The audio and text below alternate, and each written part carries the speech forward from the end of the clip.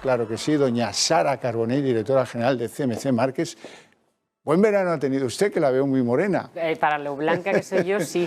Buenas noches. Muchas ¿Qué tal? Gracias. ¿Todo muy bien? Pero ya lo tengo Mucho. olvidadísimo. Don Juan Avellán, profesor del IEB. También le veo a usted del sol. Con también un moreno soleado importante. ¿Cómo ha ido la sesión hoy, doña Sara? Parece que dentro de todo bien, aunque ha habido la impresión de que estaba un poco atascado, ¿no?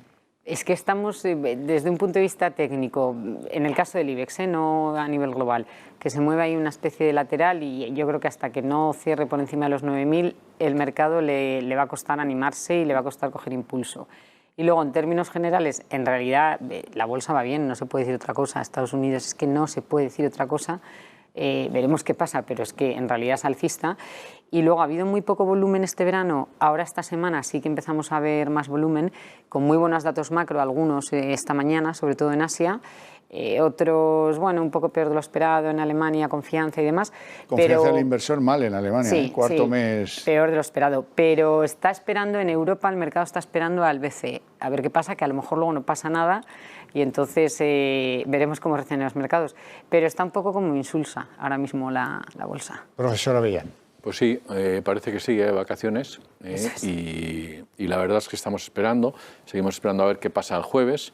Lo que ocurre es que las malas noticias parecen buenas noticias, porque se convierten en buenas noticias porque son argumentos para que el BCE no empiece con el tapering. Y las buenas noticias pues son buenas noticias porque lo que nos hacen es subir, con lo cual pues está en una situación bastante complicada. En la que nada es lo que parece. Nada es lo que parece. Lo que sí que es verdad es que lo que necesita es que tenga más volumen, porque hemos tenido muy poco volumen, pero desde casi antes de verano ha creado pues bastante volatilidad, además movimientos muy raros y sin embargo lo que hace falta es que despegue ya porque la senda, como bien dices, es alcista. Pues le someto a tortura la siguiente idea. Las bolsas europeas están a un 1% de romper resistencia. Ya, pues es que tenemos que tirar hacia arriba. Es que yo creo que la senda es así, o sea que...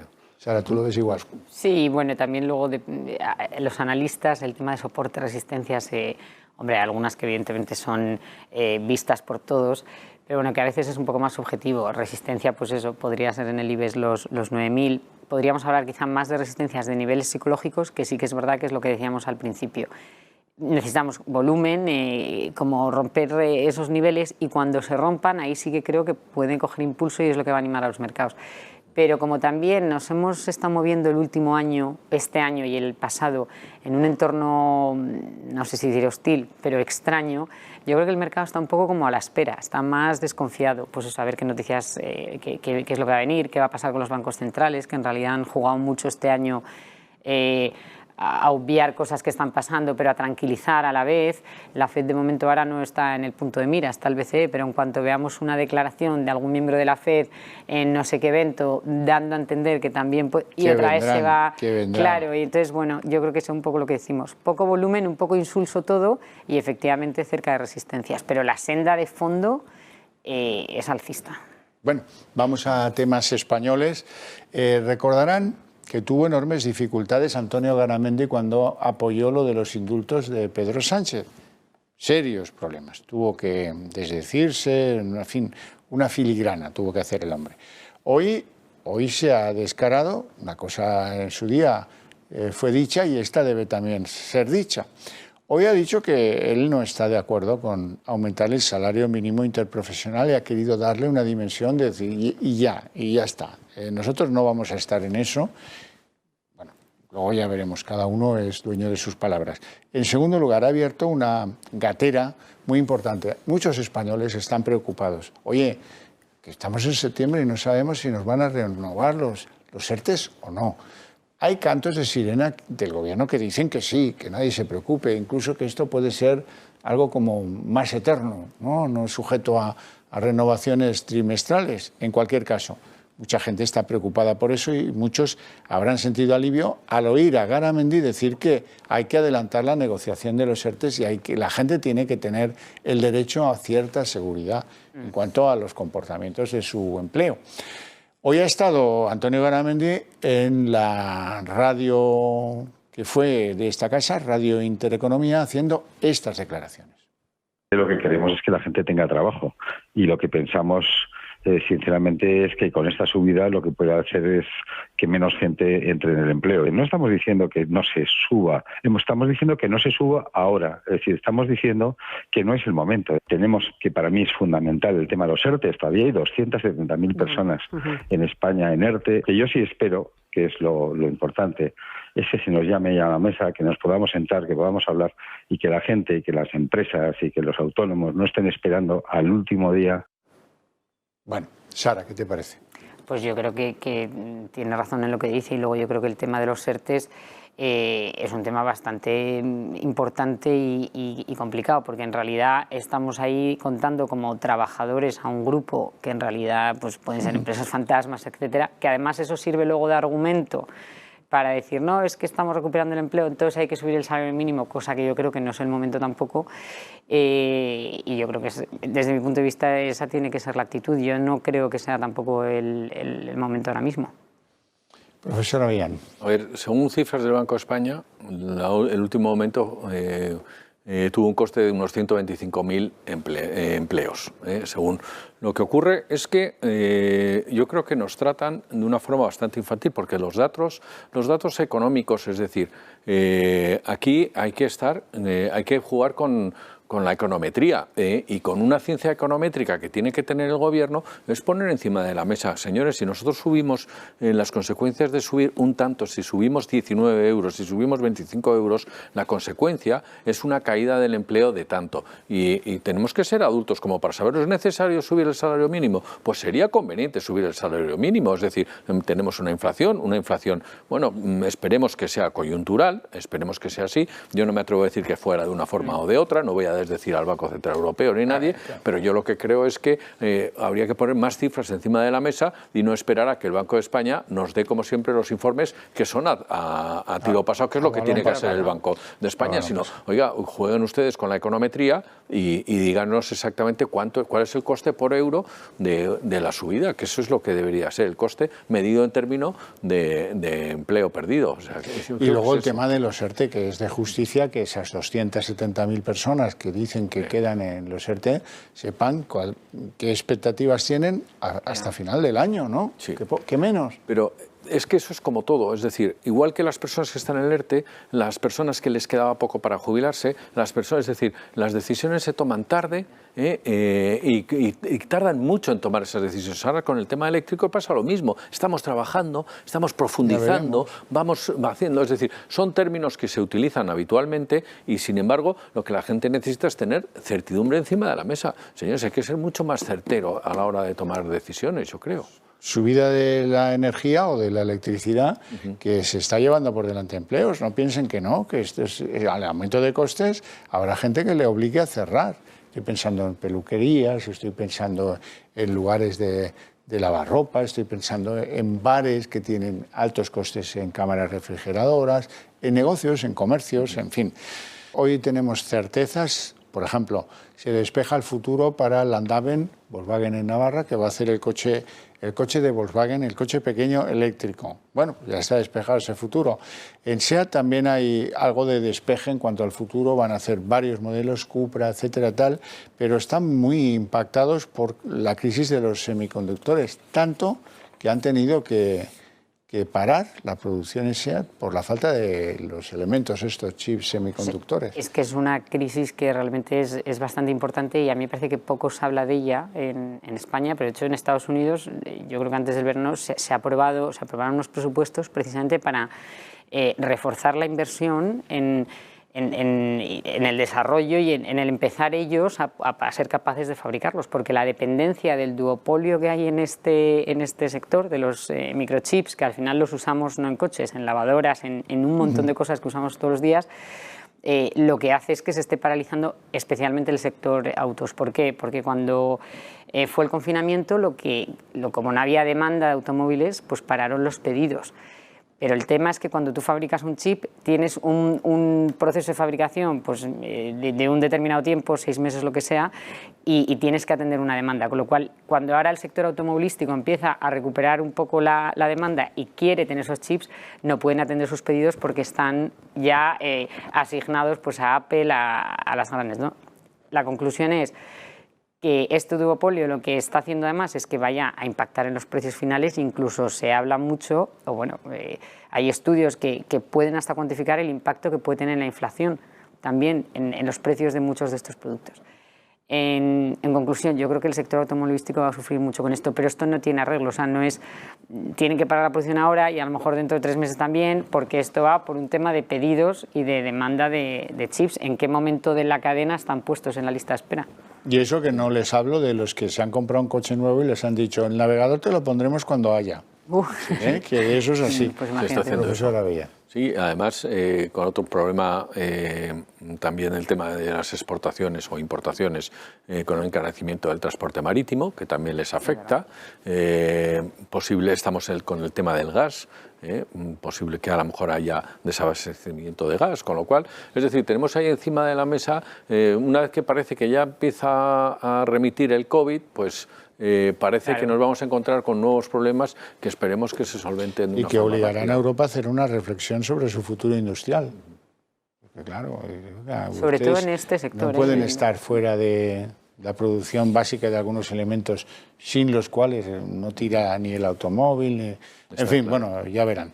Tenemos que hablar del sector aéreo porque Europa ha declarado pérdidas por 427 millones y aquí vamos a tener que hacer un nuevo rescate. Ya. Hay que tener en cuenta una cosa, y es este nuevo rescate no se tenía que haber hecho. Tenía que haberse absorbido por parte de Iberia y que se lo quedara Iberia, vamos, que se lo quedara IAG. Es decir, que tarde la Unión Europea, que tarden 2 años en tomar una decisión de competencia, pues al fin y al cabo estamos hablando de un despropósito total, es decir, no tiene ningún sentido. Entonces, ¿para qué? ¿Para vaciarlo? ¿Le vas a quitar todas las rutas? Entonces ya no les será útil. Lo que querían hacer es un Uber de concentración en Barajas y sobre todo las líneas de largo recorrido, low cost, etcétera, etcétera, con temas que son interesantes. Si tú vacías todo eso, pues al final lo que vas a conseguir es que ya no sea interesante. Encima le incrementas la deuda, porque vas a incrementar la deuda, porque no creo que la ayuda no sea en forma de deuda, seguramente sea en forma de deuda. Si yo incremento la deuda y encima vacío de contenido a la compañía, pues ya van a decir, IAG va a decir, no, ya 500 no, 100 o 50, ya fue bajando, además. Se acabó. Es decir, entonces esto, además aquí es culpa, siempre miramos a Europa como el oráculo de Delfos y no siempre es el oráculo de Delfos, está clarísimo. Y lo que está claro es que los refugiados no pagan asiento en Air Europa para salir de ese país, ¿no? Perdón por la broma, pero mal futuro está en la peor de las posiciones Air Europa en estos momentos. Completamente, y además el informe de los auditores lo dice clarísimo, o sea, estoy totalmente de acuerdo con lo que hemos dicho y además el informe es bastante negativo, dicen, vamos, es que es tan negativo que la situación es la peor y luego sí que estoy de acuerdo que se ha tardado mucho y que al final yo creo que sí se la va a quedar, pero claro, este paso ya hemos ido bajando y al final va a ser pues, por 10 o por 100, pero... Bueno, pues tenemos que hablar de un tema peliagudo porque las ejecuciones hipotecarias, es decir, las hipotecas impagadas que se tienen que ejecutar, se han triplicado. Vean el siguiente trabajo. El número de ejecuciones hipotecarias sobre viviendas habituales se disparó un 253% en el segundo trimestre del año, en relación al mismo periodo de 2020, hasta situarse en 3.243, su cifra más alta en 4 años, según la estadística de ejecuciones hipotecarias publicada este martes por el Instituto Nacional de Estadística. En valores trimestrales, es decir, en comparación con el primer trimestre, las ejecuciones hipotecarias sobre viviendas habituales se incrementaron un 1,1% entre abril y junio. El objetivo principal de esta estadística es ofrecer trimestralmente el número de certificaciones de ejecuciones hipotecarias iniciadas e inscritas en los registros de la propiedad durante el trimestre de referencia y además señala también que España se encontraba en el segundo trimestre de 2020 en pleno confinamiento e iniciando la desescalada, por lo que muchas ejecuciones no se pudieron iniciar en los registros de la propiedad. Esa es la clave, no se pudieron ejecutar y se ejecutan ahora en el año 21, eso es lo que lo explica todo. Bueno, no merece mayor comentario. Doña Sara, Madrid recauda 1.100 millones más que Cataluña en IRPF. No sé muy bien qué comentar de eso tampoco. Bueno, eso es palmario, es una evidencia. Profesor Avellán. Hombre, hay que ser solidarios. Yo creo que la base es ser solidarios. Sí, no, sí, Madrid recauda más y también aporta muchísimo más. Y aporta mucho más que Cataluña, aporta mucho más proporcionalmente que el País Vasco, pero igual que queremos esa solidaridad que tuvimos en su día de Europa, que nos permitió hacer AVEs, etcétera, etcétera, hay que tener esa solidaridad entre comunidades y también hacia Europa. Yo soy muy partidario de que haya esa solidaridad y estoy muy orgulloso de que Madrid sea el que más contribuye y sí, a mí me parece bien. Desde luego. Bueno, pues hay una noticia que seguramente llamará su atención. Hay un pequeño país en Centroamérica, El Salvador, que se convierte desde hoy en el primer país del mundo que adopta el Bitcoin como moneda oficial.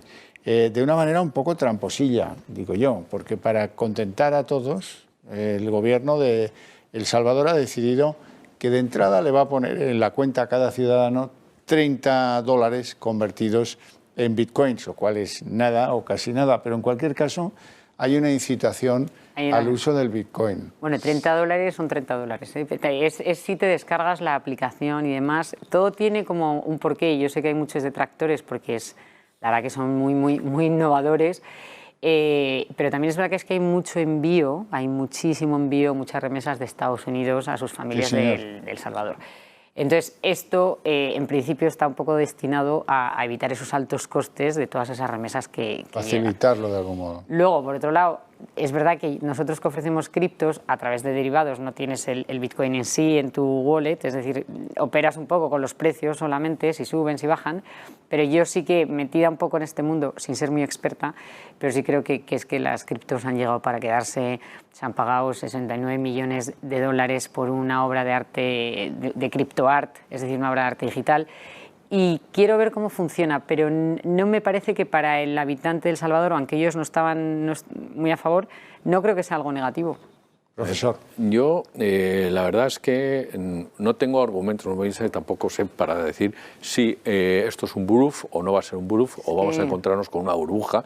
Realmente, pues no es una moneda de cambio, ahora lo va a ser en El Salvador, no es una moneda de cambio y lo que hay detrás, pues es lo que hay detrás. Entonces, lo que sí que es, a mí me parece que, yo no soy muy partidario que lo hiciera que El Salvador, primero porque no es una sociedad que esté muy digitalizada, no están muy digitalizados. Eso lo primero. Lo segundo, es como no tiene control suficiente y es el propio Estado el que está abriendo las puertas, pues no sé, a dinero opaco, etcétera. Y luego, por otro lado, me recuerda mucho una maldad. Me recuerda mucho a inversiones, es decir, estás haciendo que la gente invierta en una cosa que es como cuando Zapatero insinuó que se cogieran la reserva de las pensiones y se pusieran en la renta variable del IBEX. Todavía me duele eso. Doña Sara, don Juan, muchísimas gracias por su presencia aquí, a ustedes todavía más por su interés desde sus hogares y ya saben, mañana la cita del festival empieza a las 6:30 de la tarde, no se lo pierdan, gracias.